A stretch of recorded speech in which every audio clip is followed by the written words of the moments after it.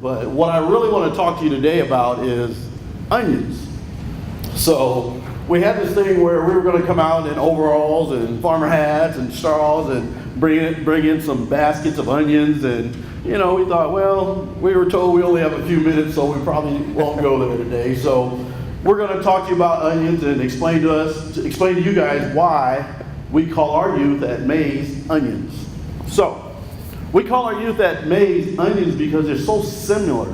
So when you think about an onion, you have that dry, flaky outer layer. And what do? It gets all over the place. It's just everywhere, right? So we just discard that, right? We don't cook it. We don't eat it. We just discard it. But when we're talking about our onions at Mays, how many of you guys are working with flaky kids who just seem to be all over the place? Right? So you're asking questions to them and you're talking to them, you got their attention, and then they're way over here, right? Or they ask the question to you, and then before you can answer it, they're asking another question. These are the flaky kids that we can't just discard, though. We have to work with these kids, right? What's another similarity? Onion is what? Sour. It's bitter. Anybody have that kid who just walks in the door every day that has a chip on their shoulder, who's just always mad? We need to take the time to find out why that kid is mad. That kid has a comfort level that, hey, if I don't want to do this in school, I just need to act out. If I don't want to interact with other people, I just need to act like I'm tough. People tend to walk away from me or leave me alone. That's a default for those kids. But some of those kids end up Von Mar shooting, right? We have to engage every child, okay? Another example, onions are smelly, right? I don't even have to go there with you. If you work with kids, you know what I'm talking about. We operate out of a house. Our max capacity is maybe 15, 20 kids. You put 50, and ours are teenagers. So if you put 15, 20 teenagers in a room, yeah, it's pretty smelly. Onions will make you cry, right? Young man I worked with, countless hours working with this young man. 3 in the morning phone calls, he and mom are fighting, well after hours. Want to be gang involved, want to be in the streets, you're thinking you're making the difference, you're going to do everything you can to point this kid in the right direction. One day you hear that a kid got shot in a drive-by. Yep, our onions make you cry. Definitely do. Our onions have layers, just like the traditional onions, many layers. But did you know that if you start peeling back the traditional onion layers, that right in the center of the onion, there's a sweetness to that onion. So just like our kids who are onions, we have to peel those layers back. Sometimes it's a matter of getting retrained, being culturally competent, or just wanting to take the initiative, because I hear it all the time, I don't know how you do it. That group of kids that you work with, gang members, teenagers, couldn't do it. So we have to be able to take the time to peel back those layers, and hopefully we can get to the sweetness of our onions as well. So today's presentations are typically about, or what you've been hearing, trauma and how resilient kids are. When we're thinking about the onion and we're talking about the farmer who's plowing his onions up to get them to harvest, that machine is hitting the ground and it's tilling those onions up, and some of those onions get nicked up, bruised up, some of them get cut in half. Does it make it not an onion anymore? Nah. It's not going to be that perfect blossom onion that you might find at Outback Steakhouse. But, we can still use that onion in onion soup. We have what do they call the Philly cheesesteak? We can still use those onions. We don't, again, discard those onions. But when we talk about the Mays onion, they experience trauma too. But for our kids, what trauma to them may not be necessarily trauma to us older people. All right? So for a kid, you guys who are educators, I see a lot of educators in the room, you guys are educators. What about a kid who's saying, I can't access Wi-Fi or my phone's not working? That's a traumatic moment for that kid. and you're sitting here trying to teach, and put your phone away. And none of them have stockbrokers, right? They're not texting their stockbroker. The gang culture, that's another layer of trauma for these kids. I can probably name 4 last names right now. Captain over here would be like, yep, it's a gang family. So a lot of these kids feel like they have to rep the family name. Well, my uncle's this, he's OG, whatever, so I have to represent that family name. So they live up to the culture. That's a very traumatic one for us, because the work that we do over at Mays, and primarily 90% of our clientele are probation youth. And so again, we're operating out of a house. When you put 10 gang members in a house, especially rival gang members, that's hard work for us to try to manage all these different personalities. But it's the work that we're not going to run from. We have to peel those layers back. Some youth are dealing with identity issues. We have a lot of youth who are dealing with like sexual identities, racial identities. Father's black, mother's white, but I self-identify with this side of the family and not the other side of the family, and it brings a lot of attention to them when they're dealing with their own peers. And unfortunately, this next layer we're seeing more and more of with the exploitation. He said he loved me, so he sent me a picture on his phone, and I sent him a picture back, and now the whole school has my picture. That's very traumatic. And again, real quick, I'm going to share a quick experience, and if I offend anybody with the language, I do apologize head up. But I remember years ago working with an onion. Her name was Delilah, and she would get kicked out of school every other week. She fought all the time, cursed her teachers. Her mom didn't get along, and we as program people, we wanted to see if we can help. So we asked mom to come into the office and let's talk about her issues.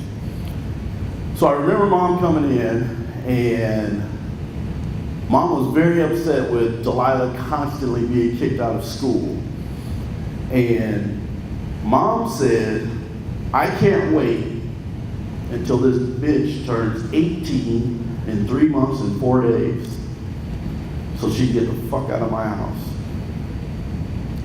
And I said, ma'am, do me a favor. While you're in my office, do not address your daughter as such. And she said, excuse me, this is my daughter. I will talk to her the way that I choose. And I said, maybe this is why your daughter struggles with success. And she said, this meeting is over right now. Get your ass up and let's go, bitch. And they left. Later on that evening, I get a call from Delilah who says, Mr. Rodney, I've never had anybody stand up for me with my mom, and I appreciate that.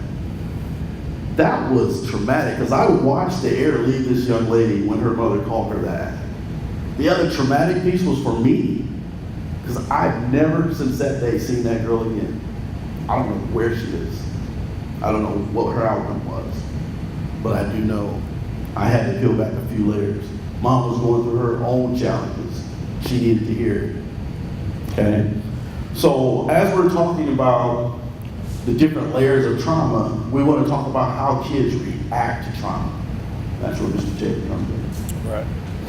So we now know that all of our onions have these layers of trauma, identity issues, sexual issues, lack of love in the home, lack of, I would even say negative love, which, to me are like consequences.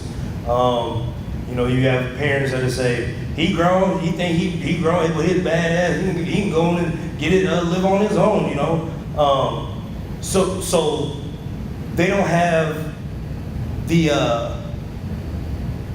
the necessary components, and I love the key word that Father Boyle was saying was heal, and that was a great question. What do you mean by heal? And really, healing is you're provided the necessary tools to heal yourself, even though you know you've gone through trauma, okay? So, and how do you create resiliency?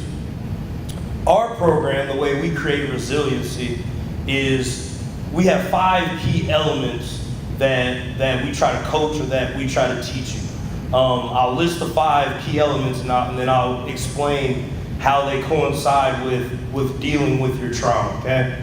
The 5 key elements, first one is vision, okay? Vision, passion, overcoming adversity, being teachable, and giving back, okay? So we all know that with this trauma, the reactions are, okay, I woke up this morning, my mom called me, bitch, can't wait for you to get out of my house, right?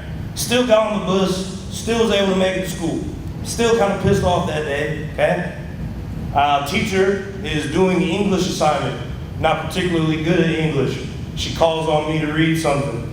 I was on my phone, she kind of caught me looking at my phone and wants me to read. I don't want to read, I want to go back to my phone. So I shut down, I get upset in class. Okay, teacher says, hand me your phone, go to the office. The turn up happens, okay? So this is a word that is recognized by all of our onions is, if I don't like something, if I don't want to do something, I turn up, okay? You kicked me out of class, you gave me what I wanted anyway, okay? So then we condition them to think that the turn up works, okay? So now they react to everything, with the turn up, okay? No kid is born to, this is a good example.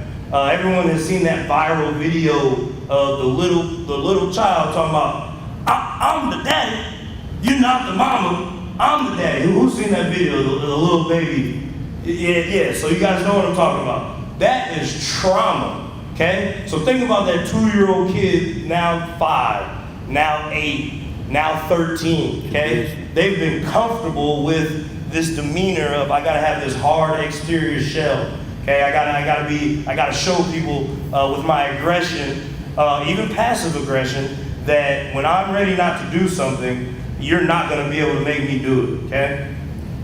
So, how do we, get past, I'm sorry, my words are escaping me right now, but how do we escape the fight or flight? Because that's exactly what it is. You have different, it's a spectrum of fight or flight, okay? Which is our lowest level of thinking. And it is all about relationships. That is why they tend to gravitate towards entertainment value and not towards productive value. So I'll go back to vision. Homeboy Industries, they get a job, okay? They're working, cutting lawns. Now I developed a skill. Now that builds my confidence. Now I have value, okay? So that's productive entertainment, okay? I'll give you an example. This is a kid that was in our program that we worked with. He was illiterate, so we're trying to find ways to get this kid to even want to, learn how to read, right? So we try to go work letter for letter, word for word, writing it down. He's just frustrated. He's starting to shut down. He's starting to avoid what we're doing. So then we say, okay, let's try something else. Let's play Scrabble. So we kind of forced the kid to play Scrabble. He did it reluctantly, but he's still getting more frustrated because he's messing up words like cat. Like really, he's messing up very, very small words. And this kid is 15 years old, okay? So we went from words to, let's see if there's a creative side, with this kid. We're gonna come back to the words, but let's see if there's a creative side. So instead of doing words today, we sat him in front of a computer and we said, just draw what you see. Have you ever draw? Do you like to draw? No. Okay, well, let's just see what you got. So we sit him in front of the computer. He finds 3 things to draw, and I have it on my phone. I wish I could have put it up on the board here. But he draws these characters. It was a Bart Simpson character, and 2 Looney Tunes characters. He draws them to a T. I look at the pictures, I said, you say you never draw? Like, you're lying to me. You don't draw in your spare time? No, this is the first time I ever drawn in my life, and he's looking at his picture saying, and it's stupid, like, look, I didn't draw that line right, I didn't draw that one right. Like, I'm looking at it like, dude, you can go draw for Marvel Comics right now. Like, this is how good this kid was drawing, right? So we take that and we run with it. We like art, so if you come to our program, we have art all over our wall. We purposely do that. So we take them to one of our blank walls, and we say, you're gonna pick a picture on the computer and you're gonna draw it up there on the wall. No, what? No, I can't do that. Yeah, you can. So, long story short, this kid got into it, okay? So he's looking at the wall, oh, do I wanna make it blue? Oh man, okay, you know, so that was development of a passion, okay? His vision of himself was, I can't read, I probably feel stupid, you know, they're gonna make fun of me, I'm sure this stuff happens in class, to him being very excited and wanting to take part in a particular project. And we're still gonna come back to your words, you know, but now you know you can do something. I had to get you to a point where you have a little bit of confidence about yourself. Now I can teach you something new. You know, so you have vision, you have passion, you have being teachable, you have overcoming adversity, and you have giving back, which we feel like giving back is one of the most important things because, again, it is about those relationships. You know, so siblings or wives. Yeah, man. We have a thing, we talk to the kids, we say, if your mom was a drug dealer, your daddy was a drug dealer, your uncle was a drug dealer, your sister was a drug dealer, what are you probably gonna do? Probably be a drug dealer. Okay, so what are you gonna do when you have kids? Because one day you will have kids. I'm sure you have siblings watching you now. What would happen if your little sister came in, you know, your 8-year-old sister came in smoking a joint? Oh, well, I would take that joint away and, you know, she's wrong for that. I wouldn't let her do that. Why? Well, that's what you do. She sees you doing it, so she's gonna reciprocate that. You know, so the trauma is generational. You know, sometimes it may not even necessarily be a traumatic event happen.